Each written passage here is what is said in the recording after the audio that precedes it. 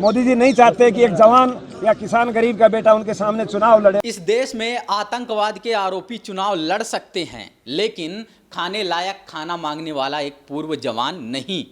शहीद हेमंत करकरे को श्राप देने वाली प्रज्ञा ठाकुर चुनाव लड़ सकती हैं, लेकिन अर्धसैनिक बलों के जवानों को शहादत का दर्जा देने की मांग करने वाला तेज बहादुर यादव नहीं। देश की सेना पर राजनीति करने वाले और उनका अपमान करने वाले चुनाव लड़ सकते हैं, लेकिन सैनिकों के अधिकारों के लिए लड़ने वाला बीएसएफ का एक पूर्व जवान नहीं। ये विडंबना है इस देश की सरकारी मशीनरी की, या कहें ये साजिश है सरकारी संस्थाओं को नियंत्रित कर रहे राजनेताओं की। ये सब चीजें जानबूझ के साजिश रची गई है और ये सीधा सीधा मोदी जी नहीं चाहते कि एक जवान या किसान गरीब का बेटा उनके सामने चुनाव लड़े और उनको हार गए। क्या इस आरोप में सच्चाई नहीं है कि तेज बहादुर यादव की दमदार दावेदारी देखकर नरेंद्र मोदी की नींद हराम हो गई थी? क्या इस बात में कुछ झूठ है कि तेज बहादुर यादव को देश भर से लाखों लाख लोग सपोर्ट कर रहे थे? क्या ये सच नहीं है कि तेज बहादुर यादव को देश भर के राजनेताओं और राजनीतिक दलों से मिल रहे समर्थन के सामने नरेंद्र मोदी को अपनी हार दिखाई देने लगी थी? पिछले कुछ दिनों से नाम के आगे चौकीदार लगाकर राष्ट्रवाद की राजनीति करने वाले नेता को असली चौकीदार का सामना करने से घबराहट होने लगी थी। अगर ये सब हो रहा था तो इन आरोपों में दम है, और केजरीवाल की इस बात में भी दम है कि इस देश का प्रधानमंत्री डरपोक निकला। इस देश का प्रधानमंत्री बेहद कमज़ोर निकला।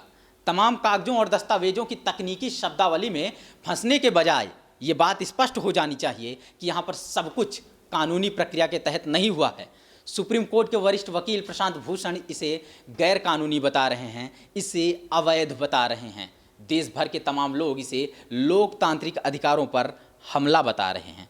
पहले तो रिटर्निंग ऑफिसर ने तेज बहादुर यादव के सामने तमाम मुश्किल शर्तें रखी, लेकिन संघर्षों का ये आदी जवान शर्तें पूरी करता चला गया, सभी दस्तावेज प्रस्तुत करते चला गया, और आखिर में बीएसएफ से ये बात भी अप्रूव करवा कर ले आया कि उस पर सिर्फ अनुशासनहीनता की कार्रवाई की गई है।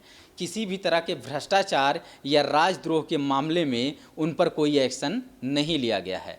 सारे दस्तावेज पेश करने के बाद माना जा रहा था कि तेज बहादुर यादव को चुनाव लड़ने से अब कोई नहीं रोक सकता, लेकिन चुनाव आयोग ने उनका नामांकन रद्द कर दिया। हमने 2 एफिडेविट दिया, सब कुछ दिया, लेकिन उसके बावजूद भी हमारा जोर जबरदस्ती मतलब अनलीगल तरीके से निरस्त किया गया है, जो एक सरेआम तानाशाही है और सभी अधिकारियों के ऊपर दबाव बनाया जा रहा है। इस तरह से की गई मनमानी को अगर बेईमानी कहकर विपक्ष आरोप लगा रहा है तो इसमें क्या गलत है?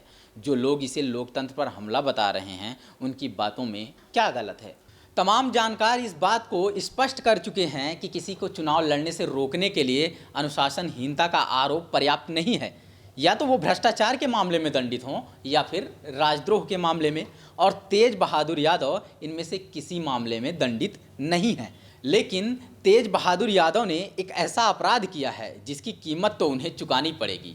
वो अपराध है इस देश के सबसे बड़े स्वघोषित राष्ट्रवादी के खिलाफ राष्ट्र के असल मुद्दों को लेकर चुनाव लड़ने की हिम्मत करना। सेना के नाम पर वोट मांग रहे नरेंद्र मोदी के सामने तनकर एक सैनिक का खड़े हो जाना, और गोदी मीडिया के झूठे मोदी लहर के सामने गठबंधन के उम्मीदवार की एक लहर पैदा कर देना। तेज बहादुर यादव लगातार ये अपराध कर रहे थे, और मोदी राज में ऐसे अपराध करने वालों के साथ क्या किया जाता है ये सबको पता है। तमाम सरकारी संस्थाएं किस तरह से मोहरा बन जाती हैं ये भी सबको पता है। लेकिन इस देश के लोकतंत्र के साथ बार बार खिलवाड़ करने वाले बड़े से बड़े तानाशाह को जनता कैसे सबक सिखाती है ये शायद नरेंद्र मोदी को नहीं पता है, अमित शाह को नहीं पता है, और उनकी भारतीय जनता पार्टी को नहीं पता है।